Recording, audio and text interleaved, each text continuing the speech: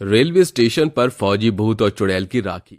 रात के 2 बजे रायगढ़ नाम के स्टेशन पर आशा नाम की औरत अकेले अपने पति नीरज और बेटे के साथ अपनी ट्रेन का इंतजार कर रही होती है।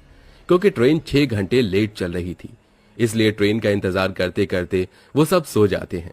स्टेशन पर सिर्फ आशा अपने पति और बच्चे के साथ अकेली होती है और ज्यादा रात होने की वजह से सारी दुकानें भी बंद हो जाती हैं।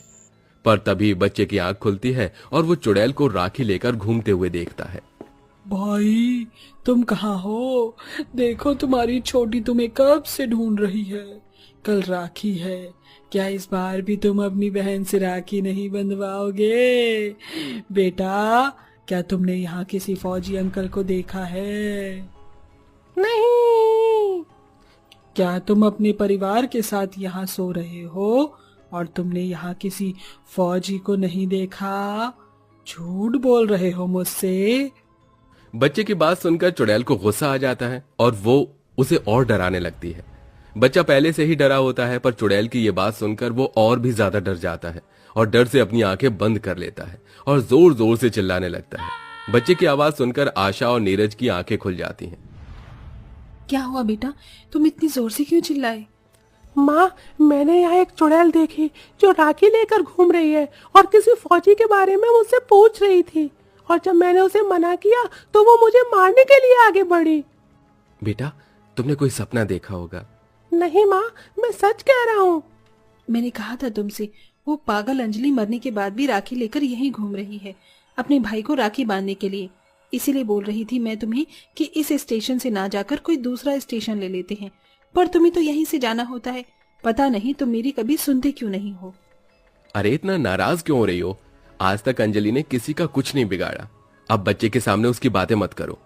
ट्रेन बहुत ज्यादा लेट है, मेरी मानो तो अभी मौका है। यहाँ से दूसरे स्टेशन चलते हैं, वहां से हम अपनी ट्रेन पकड़ लेंगे। मैं अपने बच्चे को इस तरह से डरा सहमा नहीं देख सकती, और वैसे भी मुझे चुड़ैल पर जरा भी भरोसा नहीं है।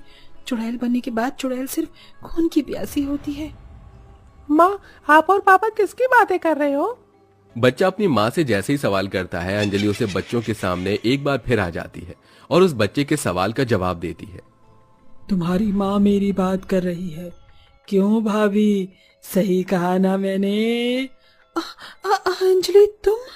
क्या हुआ भाभी, मुझे देखकर डर क्यों गई? मुझे इस स्टेशन पर जितना इंतजार अपने भाई का है, उससे कहीं ज्यादा इंतजार आपका था। अंजलि, ये तुम क्या बोल रही हो? भाभी, भैया को बताया नहीं कि मैं आपका इंतजार क्यों कर रही हूँ? चुड़ैल की ये बात सुनकर आशा 5 साल पुरानी बातें याद करने लगती है। अरे अंजलि, मेरा एक सूट सिल देना, वहाँ जल्द रक्षाबंधन आ रहा है। मैं सोच रही हूँ कि इस बार मैं अपने भाई को खुद राखी बांधने के लिए जाऊँ। भाभी, अगर ऐसी बात थी तो कुछ दिन पहले सूट दे देती। 3 दिन बाद ही तो रक्षाबंधन है, और तुम तो जानती हो इस बार मैं रक्षाबंधन पर रायगढ़ स्टेशन जा रही हूँ। कुछ देर के लिए ही सही, पर मेरे भाई की ट्रेन वहाँ से गुजरती हुई 5 मिनट के लिए वहाँ रुकेगी, और मैंने सोचा है कि इस बार मैं राखी न भिजवाकर खुद स्टेशन पर जाकर अपने भाई को राखी बांधूं। हाँ, तो अभी तेरे पास 3 दिन बाकी हैं, तो 2 दिन में मेरा सूट तैयार कर दे, और तीसरे दिन तो स्टेशन पर जाकर अपने भाई से मिलाना। मैंने कौन सा रोका है? अच्छा ठीक है भाभी, दे दो। आशा अपना सूट अंजलि को देकर वहां से चली जाती है। अंजलि एक टेलर थी और उसने अपनी छोटी सी दुकान खोल रखी थी। गांव के सभी लोग अंजलि के ही पास अपने कपड़े सिलवाते थे। अंजलि का भाई विक्की फौज में था। पिछले 2 साल से अंजलि ने अपने भाई को राखी नहीं बांधी थी, इसलिए वो इस राखी अपने भाई को राखी बांधने के लिए बड़ी ही बेताब थी। और अब देखते ही देखते राखी का दिन आ जाता है और अंजलि तैयार होकर रात को हाथों में राखी लेकर निकलने लगती है कि तभी वहां आशा आती है। अरे अंजलि, कहाँ जा रही हो? हाँ भाभी, बताया था ना आपको कि भैया की शिफ्टिंग हो रही है, तो वो किसी दूसरे शहर जा रहे हैं और उनकी गाड़ी रायगढ़ स्टेशन से होकर जा रही है। वहाँ पर 5 मिनट रुकेगी ट्रेन, और इसी 5 मिनट में मैं अपने भाई को राखी बांधूंगी। अच्छा, मुझे तुमसे एक बात करनी थी। अगर तेरे पास समय है तो क्या हम थोड़ी सी बात कर ले? हाँ भाभी, अभी मेरे पास बहुत समय है, आप जल्दी से बताओ क्या बात करनी है। अंजलि, मेरी एक बहन है, वो लंगड़ी है, इसलिए उसका कहीं रिश्ता नहीं हो रहा, और तेरे तो माँ बाप भी नहीं है। तुझे तो एक भाभी की जरूरत है। तू अपने फौजी भाई की शादी मेरी बहन से करवा दे। भाभी, ये आप कैसी बातें कर रही हो? आपको पता है ना, मेरे भाई का रिश्ता 2 साल पहले ही लग चुका है, वो तो भैया को छुट्टी नहीं मिल रही, इसलिए शादी नहीं हो रही, वरना अब तक मेरी भाभी इस घर में आ चुकी होती। माफ करना मुझे, पर मैं अपने भाई की शादी आपकी बहन से नहीं करवा सकती। क्यों नहीं करवा सकती? क्योंकि मेरी बहन लंगड़ी है? नहीं भाभी, आप गलत समझ रही हैं, ऐसा कुछ नहीं है। आप प्लीज मुझे जाने दो, मुझे लेट हो रहा है। नहीं, मैं तुझे यहाँ से कहीं नहीं जाने दूंगी जब तक तू इस रिश्ते के लिए हाँ नहीं कर देती। भाभी, आज अचानक से आपको क्या हो गया है? आज ही के दिन आप मुझसे ऐसी बातें क्यों कर रही हो? अब मुझे जाने दो, मुझे लेट हो रहा है, ट्रेन के आने का समय हो रहा है, ट्रेन बस 5 मिनट के लिए ही रुकेगी। इसीलिए तो मैं यहाँ आ जाई हूँ। मैं बहुत अच्छे से जानती हूँ कि तू अपने भाई को राखी बांधने के लिए कितनी बेताब है, इसीलिए मैं तुझे आज रोक रही हूँ, ताकि तू इस रिश्ते के लिए मान जाए। अगर तू मान गई तो तेरा भाई भी मान जाएगा, क्योंकि वो तेरी बात कभी नहीं काटता। भाभी, मेरा रास्ता छोड़ो। स्टेशन पर कोई नहीं होता, सिर्फ अंजलि और आशा होते हैं और रात के 2 बज रहे होते हैं। अंजलि आशा को धक्का देकर वहां से चली जाती है। आशा को अंजलि की ये हरकत बर्दाश्त नहीं होती और वो गुस्से में अंजलि के पीछे जाती है, जहां अंजलि स्टेशन पर राखी लेकर अपने भाई का इंतजार कर रही होती है। गुस्से में जलती आशा अंजलि को ट्रेन के आगे धक्का दे देती है और बेचारी अंजलि की वहीं मौत हो जाती है। और आशा गांव में जाकर सभी से झूठ कहती है कि अंजलि ने खुदकुशी कर ली। कुछ याद आया भाभी? आपकी वजह से उस दिन मैं अपने भाई को राखी नहीं बांध पाई।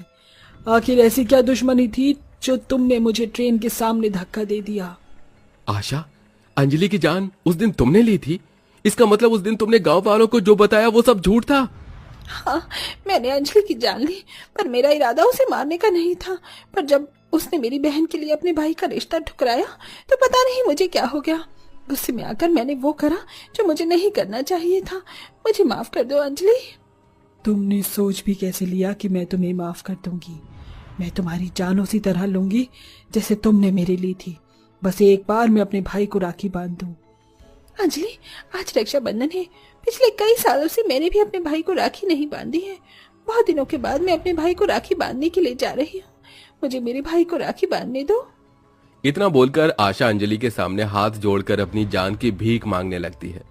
पर तभी एक ट्रेन वहां रुकती है और उस ट्रेन में से एक भूत उतरता है, जो अंजलि को आवाज देकर स्टेशन पर उसे ढूंढने लगता है।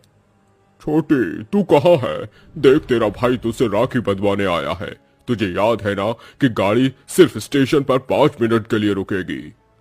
उस भूत को स्टेशन पर देख वहां खड़े सभी लोग डर जाते हैं, क्योंकि वो भूत कोई और नहीं बल्कि अंजलि का भाई था। चुड़ैल अपने भूत भाई को देखकर हैरान हो जाती है और उसे रोककर उसके गले लग जाती है। रोते हुए उससे उसकी मौत की वजह पूछती है। भैया, तुम भूत कैसे बन गए? तुम्हारे साथ क्या हुआ? अंजलि मेरी बहन, आखिर तू मुझे मिल ही गई। उस दिन जब ट्रेन यहाँ आई और मैं स्टेशन से उतरा तो मैंने यहाँ लोगों की भीड़ देखी। भीड़ देखकर जब मैं यहाँ आया तो मैंने देखा कि तेरी लाश स्टेशन पर पड़ी है। तेरी लाश को देखकर मेरे पैरों तले जमीन खिसक गई। मैं राखी वाले दिन तेरी मौत का सदमा बर्दाश्त नहीं कर पाया और मुझे हार्ट अटैक आ गया और मैंने भी वहीं दम तोड़ दिया। बस तब से ही मैं हर साल राखी पर इसी स्टेशन उसी ट्रेन में आता हूँ। ट्रेन 5 मिनट के लिए यहाँ स्टेशन पर रुकती है और मैं तुझे ढूंढता हूँ। भैया, मैं भी हर रक्षाबंधन पर यहाँ आकर तुम्हारा इंतजार करती थी, पर मुझे क्या पता था कि मुझे मेरा भाई भूत के रूप में मिलेगा। ये सब कुछ इस आशा की वजह से हुआ है। मैं इसे छोड़ूंगी नहीं।